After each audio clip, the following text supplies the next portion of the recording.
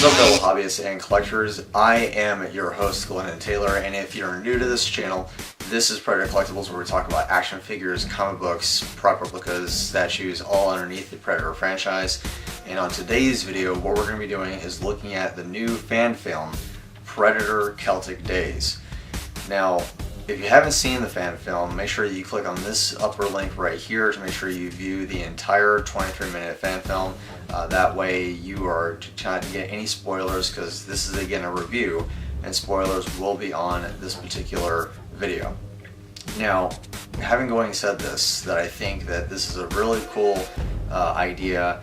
I love fan films. My three top favorite fan films will be Batman Dead End from director Sandy Calera, and you also have the fan film Alien vs. Predator Redemption, and it's also, of course, Predator Dark Ages. Predator Dark Ages is definitely a fan film to watch if you haven't seen it. Highly recommend it. I'll do a review on that probably later on in the year. But this particular fan film is brand new, so I figured I'd give it a much more thorough investigation as to what this is. Now, in relation to the fan film itself, it's based out of Ireland, hence the reason why it's Celtic Days. I heard a lot of comments and suggestions that Celtic Days was kind of confusing, believing that it was Predator the Celtic from Alien vs. Predator, which is not true at all.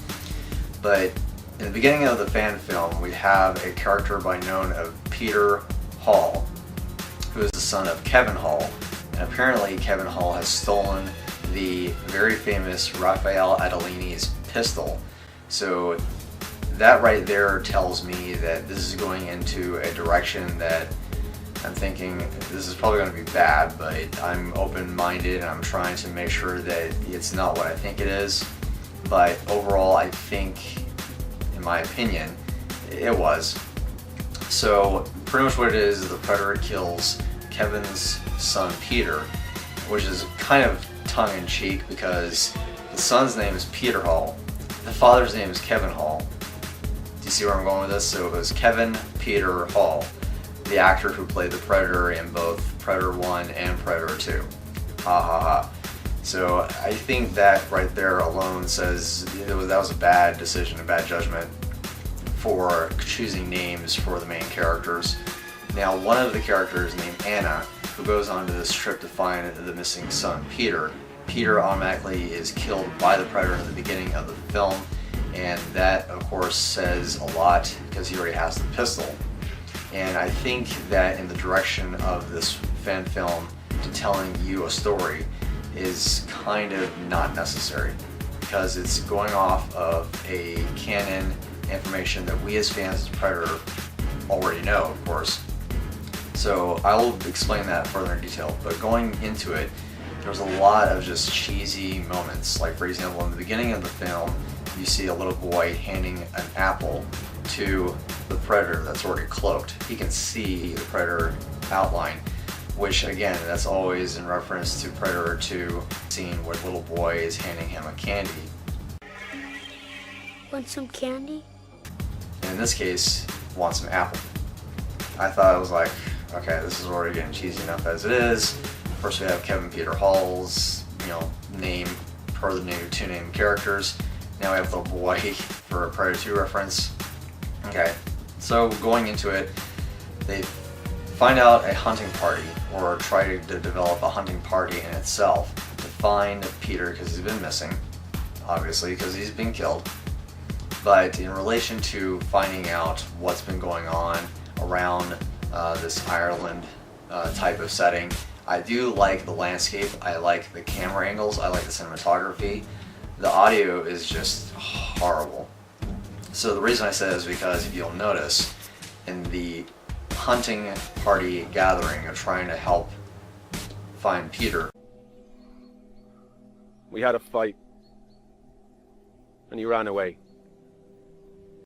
the audio was fine. Audio was perfectly fine, set up perfectly. When they switch over to the hunt, when they actually start walking through the woods to find Peter, that's when the audio just is horrible, so horrible. My son is a young man, but sometimes he still acts like a little boy. Maybe that's why we fight so much. I'll give you an example. So you can hear me right now. I don't have a lavalier mic on or anything, but I'm gonna go ahead and put that lavalier mic on now to tell you the difference between the two. So I do have the lavalier mic on, as you can hear right now. So I usually use the lavalier mic for my live stream, which again, if you haven't already, set that reminder. Next live stream will be done on the 31st, this 1 week away from now.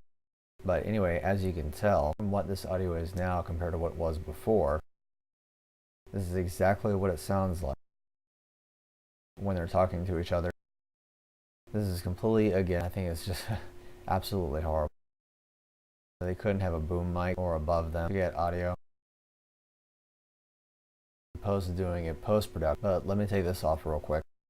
As you can tell, I took the lavalier off, so this sounds, I think, a lot better. You can hear me via the microphone that's already on the camera, so the audio and the video syncs up together. So that just, to me, is the audio is terrible. The story is also, I think, not great either. So that's because already we have a cheesy scene at the end where they're sitting around a campfire talking about the story of the Predator and how he's hunting humans on planet Earth around this time in Ireland. So that just goes back to another reference to Anna from the first film talking about the same thing. So we have three kind of cheesy moments, in my opinion. One is the name of the characters. So you have Kevin Peter Hall, and then you have, of course, the whole "Want Some Apple," which is a reference to the candy scene in Predator 2. And now we have the Anna scene around the campfire. It's just, I think this could be a lot better. Now, in relation to the story, why I think it's bad is because we as Predator fans always know this to be canon, that Dark Horse Comics came out with an issue number 1, A Decade of Dark Horse, and the story is titled Predator 1718, 3 years after the engraving on the pistol Raphael Edellini 1715. Duh. So, an indication to that is that the pirate Raphael Edellini in the comic book is trying to return treasure that they stole from the church, giving it back to the church, and kind of buying his way into heaven. He's very religious, apparently, in this comic book story. The shipmates not liking this after they realized that they worked very hard to get this treasure and to pay off any or all debts that they may have while they're just splundering and enjoying themselves. They try to take back the treasure, forming a mutiny, and the Predator getting involved, of course. Greyback, or the Elder from Predator 2, he actually tries to go ahead and kills all of the shipmates. The only two that's left is him and Raphael Edellini, or so they thought. So just before they get to square off between one another and have an honorable fight to the death to see who is winning, Raphael Edellini gets shot in the back, literally by his coward of a shipmate who hides from the fight. And realizing that this shipmate of Raphael Edellini took his kill, took his honorable death, the Predator shoots him in the back instead, giving him a much more bigger hole in the chest. And this is where Raphael Edellini, before doing so, gives him the pistol and says, "Take it." And at that point, this is where I think it's really interesting. Greyback, realizing he was an honorable fighter and a very worthy adversary, gives him a proper burial, burying not only him, but the treasure along with it, and his necklace, and of course, Greyback's giving him the sword that he had as a weapon. So in his burial site, he has a treasure, his Christianity-based necklace, and Greyback's sword. So Greyback, in return, takes the pistol as a worthy trophy as opposed to a skull, and then leaves out of the story. So I think that, in my opinion, this fan film was not necessary to be made. I'm glad that they made it, and I'm sure they had fun making it, but it was just something to tell a story that was not, again, needed, because we already know the story. So to try to change it from what happened in the comic book to where it's now in Ireland between a father and son. The son steals the pistol, the father tries to find him to get the pistol back because it's worth money. And rightfully so. There's gold fillings, there's gold plates. It's worth a lot of money. Even right now, I'm sure if it was a real pistol, it would be worth probably in the area of between $100,000 to $200,000 based on the gold plating and everything like that I mentioned. But anyway, I give this fan film, Predator Celtic Days, 2 skulls out of 5. So again, I just hope that any other fan film that comes out is better than this one. I'm just really wanting a fan film that sells a lot and tells a lot about a story. Having said that, I do recommend, as I mentioned before, Batman Dead End, Alien vs. Predator Redemption, and Predator Dark Ages.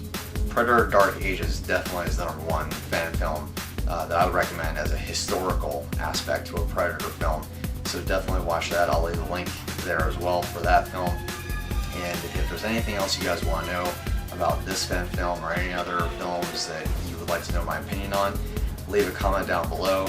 And also making sure that, again, you remind yourself on my channel that I will be going live this Wednesday, 1 week from today, January 31st at 5 p.m. So I want to thank you again, guys, for watching my videos. Make sure you stay to the end of my video for other videos that I have, both here in these columns as well. And I will talk to you guys later, and happy hunting.